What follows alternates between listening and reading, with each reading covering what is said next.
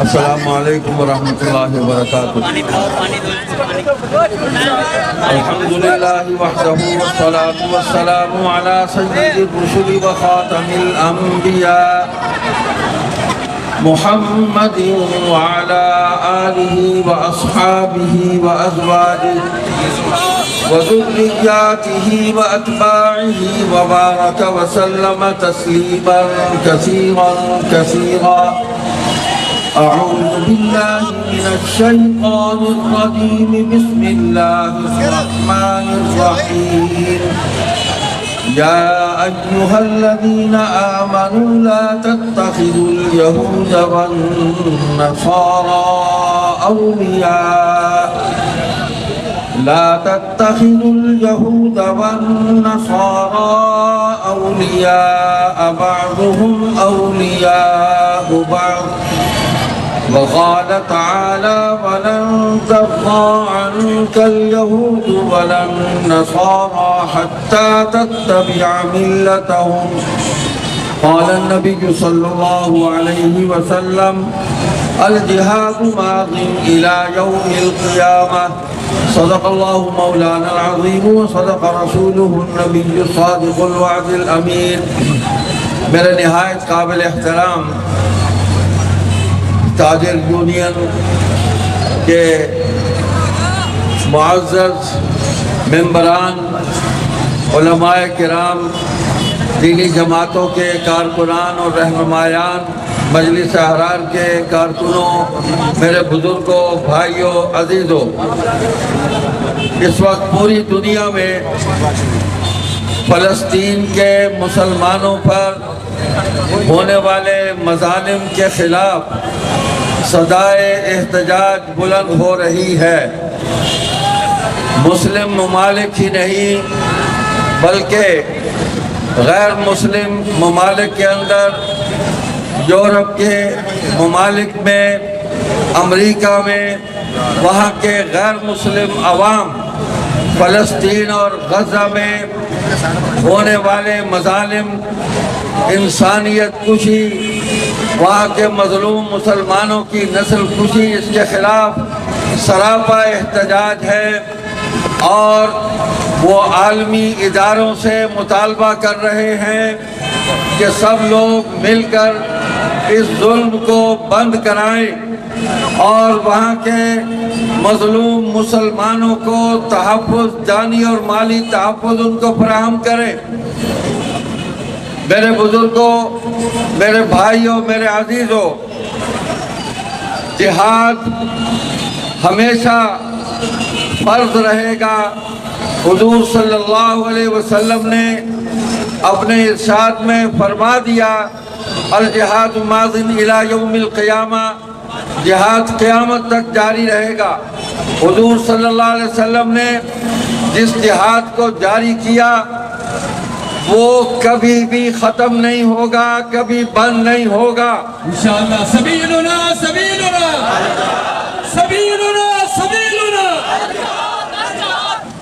جہاد کا جاری رہنا بھی عقیدہ ختم نبوت کی دلیل ہے، اور کوئی نبی نہیں، کسی کی نبوت نہیں، اور کوئی دین نہیں، حضور ہی کی نبوت ہے، اور حضور صلی اللہ علیہ وسلم کا عطا کیا ہوا دین ہے۔ قیامت تک اس نبوت کے تحفظ اور دین اسلام کی دعوت اور تبلیغ اور اس کے نفاذ کے لیے دنیا بھر میں اہل ایمان جہاد کرتے رہیں گے۔ جہاد کے مختلف پہلو ہیں، مختلف شعبے ہیں۔ ایک جہاد وہ دنیا کے مسلم حکمرانوں کے ذمے ہے۔ یہاں بات کی جا رہی تھی کہ وہ ہجڑے ہیں، وہ خسرے ہیں، وہ جو بھی ہیں۔ آج کا دور بڑا ترقی یافتہ دور ہے، اس دور میں ہجڑوں اور خسروں سے بھی کام لیا جا رہا ہے، تو ہم ان کو خالی نہیں چھوڑنا چاہتے۔ اگر ہمارے دوستوں کے خیال میں مسلم حکمران ہجڑے اور خسرے ہیں تو ہم ان سے بھی کام لینا چاہتے ہیں کہ وہاں کے ملکوں کے عوام کو ہم یہاں سے پیغام دیں کہ وہ اٹھ کھڑے ہوں اور اپنے اپنے ملک کے حکمرانوں پر وہ دباؤ ڈالیں اور ان کو مجبور کر دیں کہ وہ جہاد کا اعلان کر کے اپنی فوجوں کو اسرائیل کے مقابلے میں لا کے کھڑا کر دیں۔ لبیک لبیک لبیک لبیک۔ عوام پوری دنیا کے عوام وہ اسلحے سے جنگ نہیں کیا کرتے، نہ کہیں کی ہے کسی نے عوام نے اس طرح جنگ۔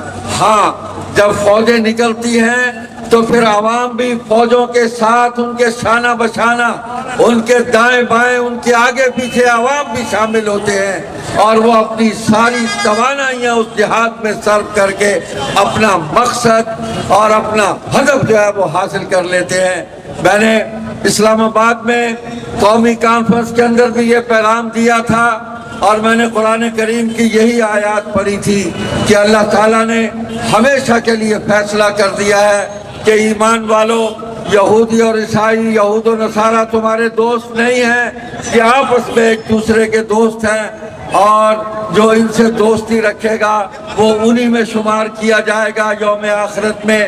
اور دوسری آیت میں فرمایا کہ یہ تم سے کبھی راضی نہیں ہو سکتے، تم جتنا مرضی ان کے مفادات کا تحفظ کرتے رہو، ان کے آگے پیچھے چلتے رہو، ان کی چاپلوسی کرتے رہو، اور ان کے اقتدار اور ان کی دولت اور ان کی سائنسی اور مادی ترقی سے متاثر اور مروب ہوتے رہو، یہ کبھی بھی تم سے راضی نہیں ہوں گے یہاں تک کہ تم ان کی ملت کا حصہ نہ بن جاؤ، ان کو مذہبی طور پر ان کے ساتھ شامل نہ ہو جاؤ، یہ تمہیں کبھی بھی قبول نہیں کریں گے۔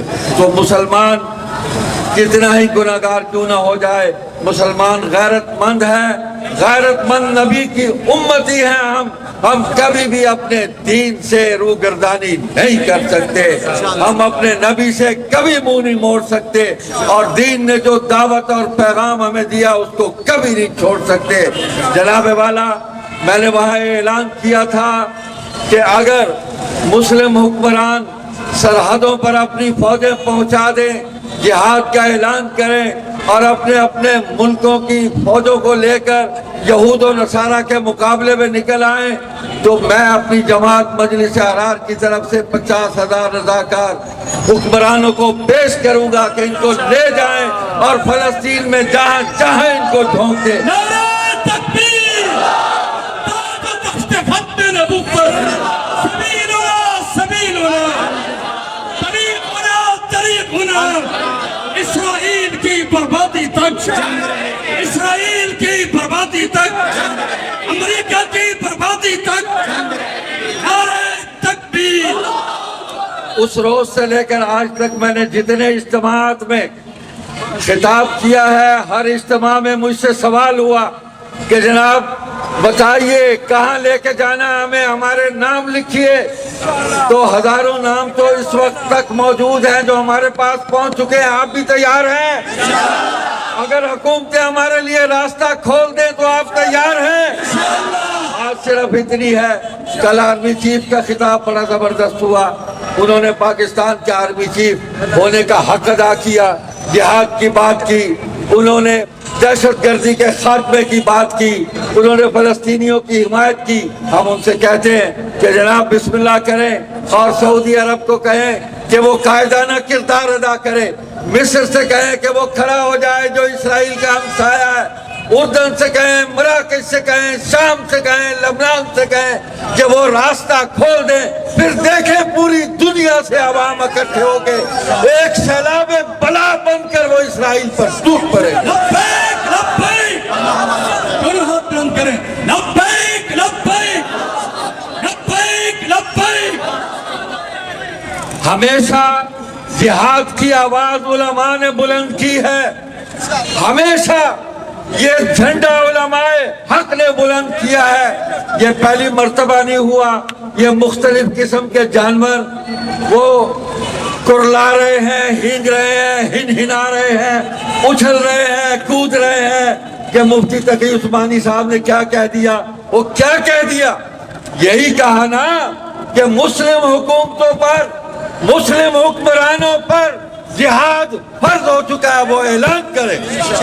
مفتی تقی عثمانی وہ تو آپ کو بیدار کر رہے ہیں، وہ دنیا کے مسلم حکمرانوں کو بیدار کر رہے ہیں. وہ کون سا بندوق لے کر آ کر میدان میں کھڑے ہو گئے؟ ہاں تم راستہ دو تو یہ بوڑھا جرنیل بندوق لے کر یہ بھی آ جائے گا.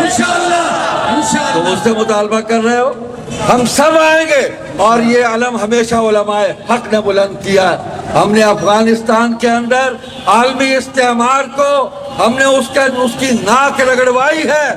ہم نے اس سے شکست قبول کر کے اسے بھاگنے پر مجبور کیا ہے. ہم وہ امت ہے، یہ امت کی محنت تھی. اور جناب دنیا میں جب بھی ظلم ہوا ہمیشہ ایک وقت آیا کہ مظلوم جو ہیں مظلوموں کی داد رسی ہوئی، مظلوموں کی آواز سنی گئی، اللہ نے ان کی مدد کی اور بالآخر مظلوموں کو فتح حاصل ہوئی. انشاءاللہ فلسطین کے غزہ کے مظلوم مسلمانوں، وہاں کے بچوں، وہاں کے بوڑھوں، وہاں کے جوانوں، وہاں کی بہنوں، وہاں کی بیٹیوں، وہاں کی ماؤں کی قربانیاں رائے گاہ نہیں جائیں گی. اور انشاءاللہ ایک دن اسلام کا سورج طلوع ہوگا اور فلسطین آزاد ہوگا اور مسلمانوں کو کامیابی حاصل ہوگی.